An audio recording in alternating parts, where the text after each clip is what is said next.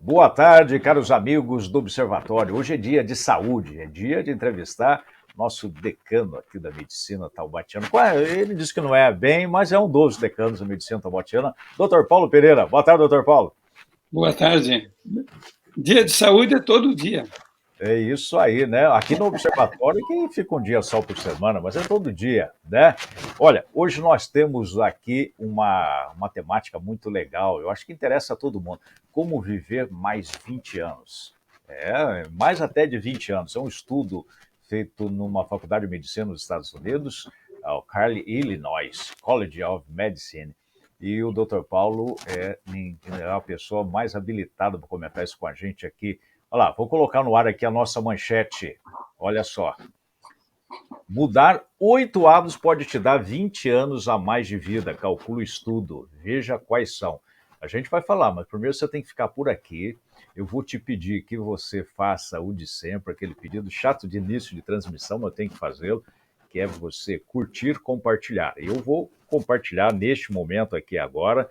Sempre tem que ser no começo da transmissão. Vamos lá fazer o compartilhamento da nossa live aqui, que é como viver esses anos a mais de vida. Estranhamente não entrou aqui ainda no meu compartilhamento, mas daqui um pouquinho vai aparecer. Então eu peço que você que já está nos assistindo aí, faça isso. Está aqui nosso amigo Sérgio Mori, dando um bom dia aqui para a gente. Bom dia, Sérgio. Já quase boa tarde.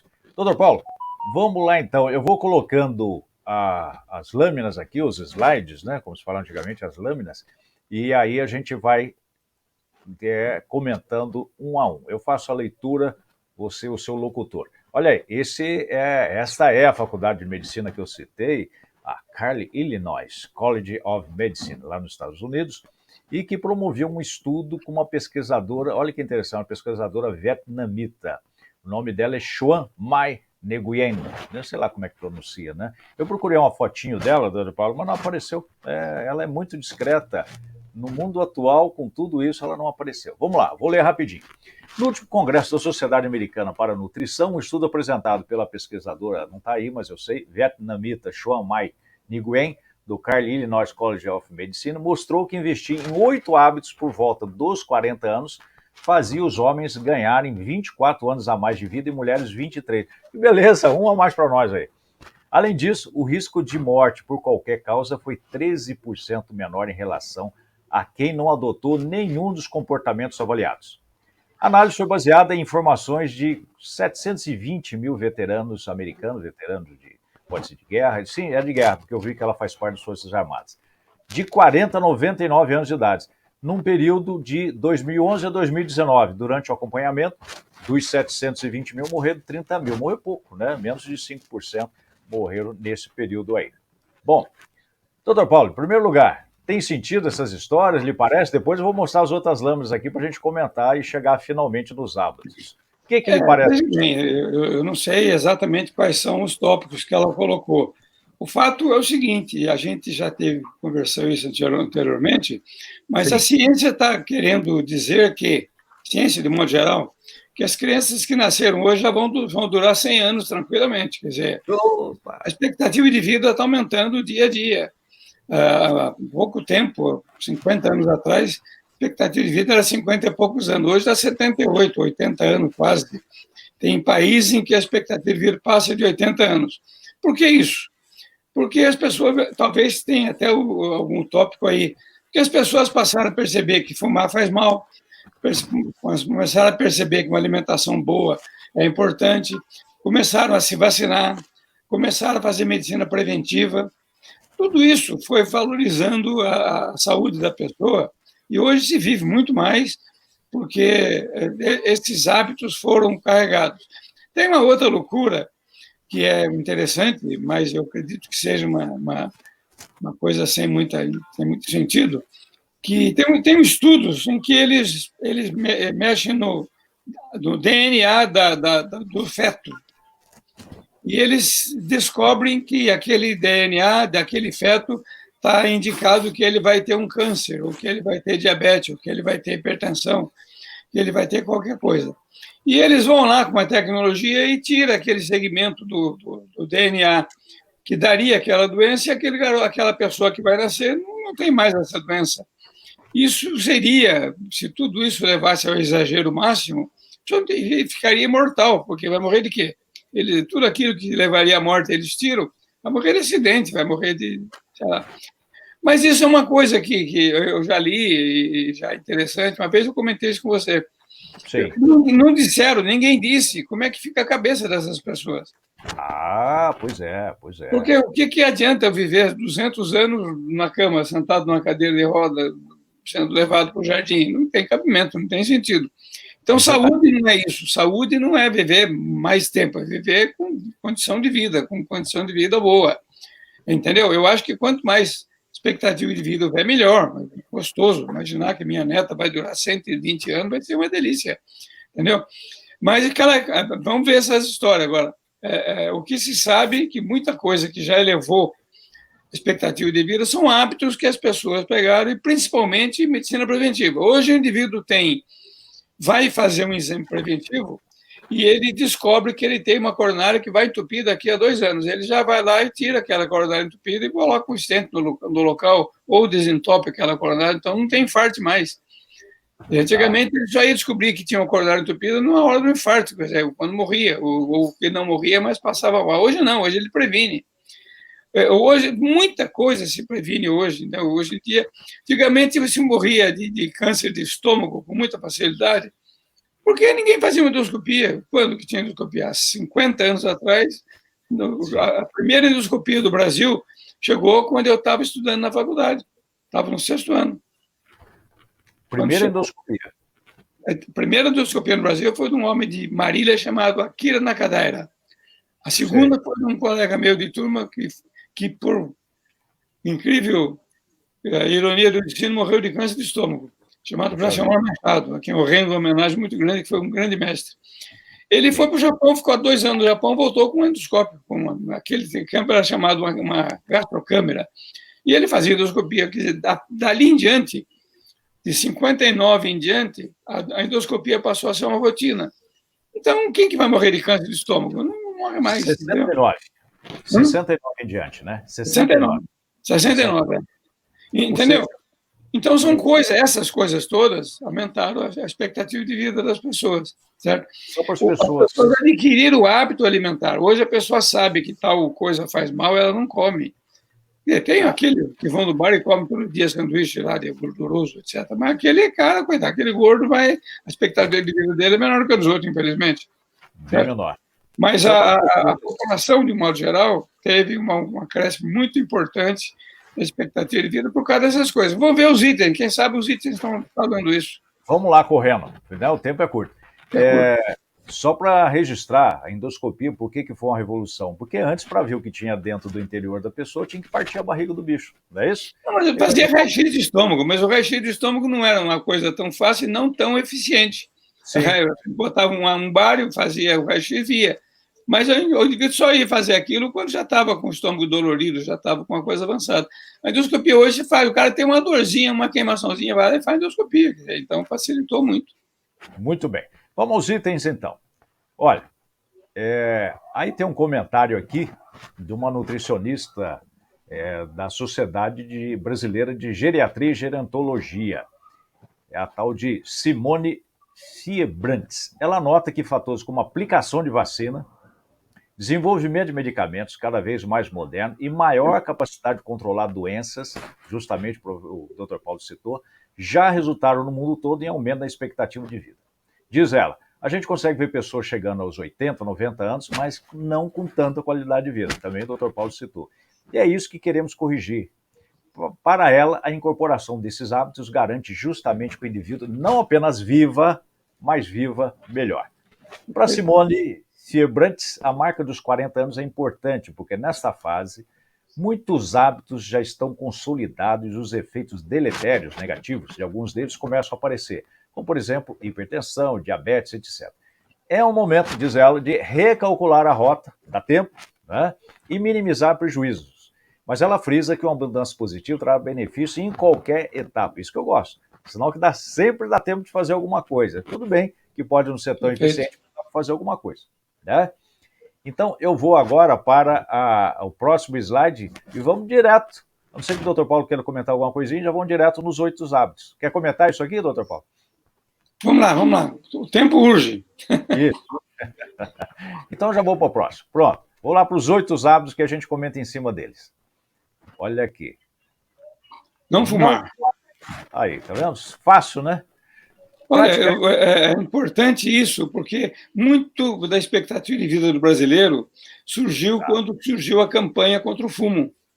Ninguém queria fazer uma campanha contra o fumo porque os cartéis produtores de tabaco eram poderosos no mundo inteiro. Alguém enfrentou essa luta e criou a decisão de não fumar, criou marca no maço de cigarro, falou todo dia isso, nas escolas não pode fumar mais. Hoje não se fuma em ônibus, não se fuma em avião, não se fuma em ambientes fechados.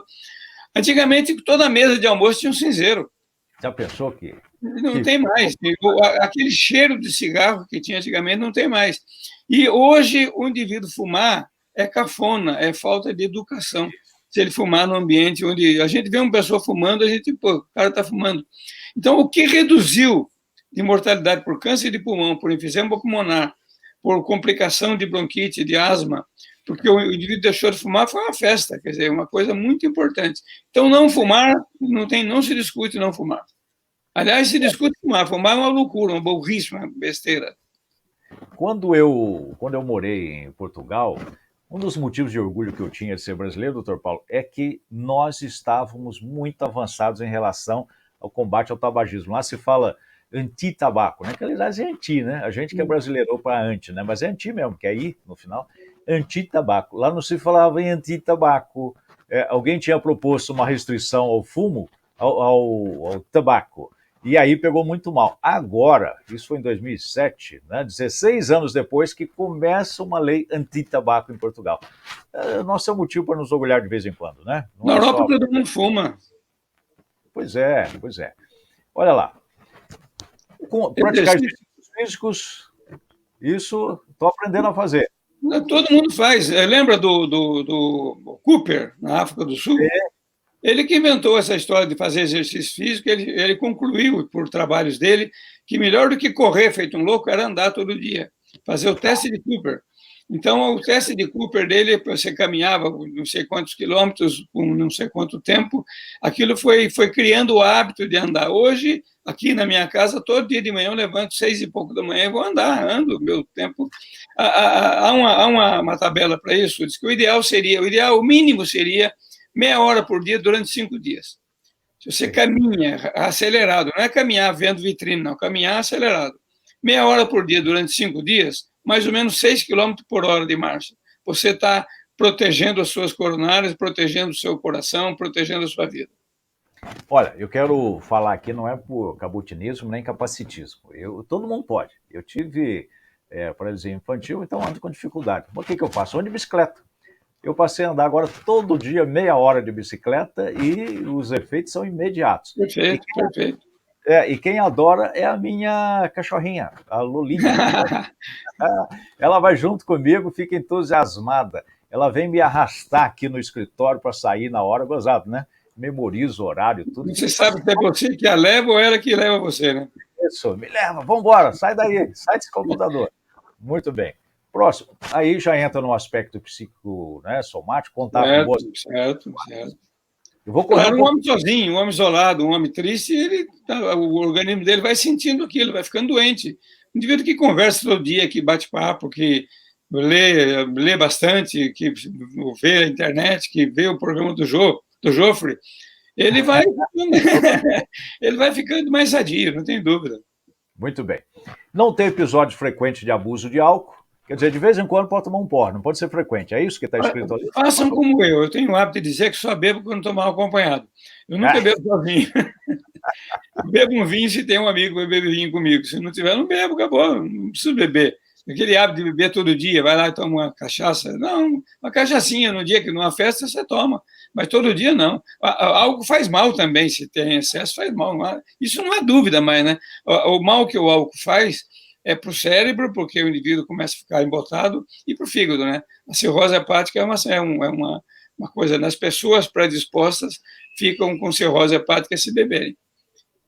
Muito bem. Ter boas noites de sono. Isso eu estou precisando aprender. Tá? Às vezes outro dia, 3 da manhã trabalhando. Isso não pode, né, doutor Paulo? Não Acho que pode. aí Ele pode desde que você compense. O indivíduo tem que ter 3 períodos no dia, 24 horas, 3 períodos de 8. 8 tá. de sono, 8 de trabalho e 8 de lazer. Quando tem lazer, tomar banho, depois almoçar, conversar, é o lazer. 8 horas de trabalho forçado e 8 horas de sono. Se você dividir o dia em três segmentos de 8 horas, você está tranquilo. Muito bem. Se fizer isso, vamos para a próxima. No final, vou concluir, se fizer tudo isso, o que a gente tem de concreto. Manter uma dieta saudável, isso é óbvio, né? Aqueles alimentos que se chama hoje ultraprocessados, são os alimentos industrializados, os cheetos da vida, não é isso? Eu lembro que na minha adolescência a gente tomava um negócio que aquilo ia ser um fator de morte de muita gente, né? Ou de doença, que era um pozinho que se diluía na água chamado suco. Me lembro. Um negócio químico, né? Totalmente químico, né? Muito bem. Controlar o estresse. Isso é um pouco mais difícil, mas é importante, né? É mais difícil controlar o estresse, porque o mundo é estressante.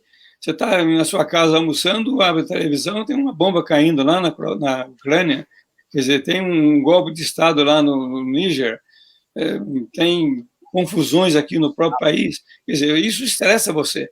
Mas, de qualquer maneira, se você conseguir separar as coisas, aquilo que é do mundo, que não é seu, e você sozinho, e ver aquilo, mas analisar e se colocar do seu lugar, no seu lado, tomando ciência disso tudo, porque se você ficar alienado também, você fica um buzu, não tem o que fazer. Então, você tem que tomar consciência de tudo que acontece, mas não procurar não se estressar com isso, quer dizer, viver a sua vida. E procurar ter boas relações de trabalho, boas relações de amizade, boas relações com os filhos, procurar momentos de alegria, procurar participar de coisas boas. Isso vai reduzindo o estresse. E se ficar estressado, relaxe, converse. Se precisar, faça terapia. Entendeu? Tudo isso ajuda. Eu lembro do exemplo do meu querido e falecido pai. O papai tinha uma postura assim que era um exemplo aqui que era paradigmático da postura dele. Caiu alguma coisa no chão, se quebrar, caiu, fazer o quê? Posso fazer nada? Caiu. Pronto. Ou então, o que não tem remédio, remediado está. Melhor está. Beleza, não é? O seu colega, o doutor Bartolomucci, aquela situação lá de apendicite que eu tive Sim. anos atrás, eu estava na mesa cirúrgica, olhei para ele, se eu tivesse no meu lugar, o que o senhor faria? Eu achava e aceitava. Pronto. Claro. Não é? Fazer o quê, né? Não tem que fazer. Pronto. Muito bem, vamos para o finalmente aqui. Faltam 2 minutos, o doutor Paulo tem que pegar a netinha dele. Não ter vício em medicamentos opioides. O que é isso, medicamentos opioides, doutor Paulo? Não, medicamentos opioides é o derivado do ópio, né? Cocaína, essas coisas tudo. Claro, não pode ter vício. Qualquer vício que você tenha, em termos de medicamento, não é nocivo. A gente vê todo dia. Imagine você fazendo uma panorâmica da Cracolândia. Quer dizer, todo mundo ali é doente, né? Doente. Qual é a expectativa de vida daquele povo? Que não come, não nada, não tem hábito nenhum de saúde, hábito nenhum de higiene, hábito nenhum de prevenção. Quer dizer, então é porque é viciado numa droga nociva. Então, claro, isso, acho que é muito evidente isso, né? Que isso faz mal, né? Não, mas ele fala medicamentos opioides. Sim, mas tem medicamentos, tem. Eu estou exagerando, levando lá já, mas é medicamento. Tem muitos medicamentos que o indivíduo. Antigamente era muito comum a gente ver o indivíduo viciado em barbitúrico, lembra disso? Sim, aliás, barbitúrico, o que é? Dá um exemplo É para uma nós. opioide, é uma opioide. É usado. É um medicamento, usa, tem os seus efeitos. Epilepsia, por exemplo, tem que usar um medicamento, um antiepilético, mas você usa com moderação, usa com indicação, usa com controle. Usar desregradamente, você fica viciado, aí complica. Que hoje a pessoa se automedica cada vez mais. Tem o doutor Google, né? Tem inteligência artificial, a pessoa pode substituir o médico. Né? Muito bem, chegamos aqui, precisamente 12h30. Eu queria dizer o seguinte: se você seguir todos esses 8 hábitos aqui, sabe o resultado que você vai ter? É chegar A esta marca, o Dr. Paulo chegou, que você está no vídeo, o resultado é esse, ó. Uma pessoa aí que já está com mais de 50 anos. Bem mais. Raciocínio perfeito, aparência ótima. Até já mandou pintar o cabelo de cinza aí para dar um charme. Isso. Eu pinto um de branco e um de preto, aí fica assim. Isso. Mas estava pretinho, aí o senhor pintou e tal. Tá certo. Doutor Paulo, muitíssimo obrigado pela companhia. Obrigado a você. Só citar... Esse tema teria que ser mais devagar, para a gente devagar mais, mas hoje não deu tempo. Não deu tempo. A gente fala depois com mais calma. Ok. Introdução então, ao assunto. Até. Muito obrigado a vocês todos. Doutor. Não se esqueça, curtir, compartilhar e comentar. Grande abraço aí a todos. Obrigado, Barbeta. Obrigado, Sérgio.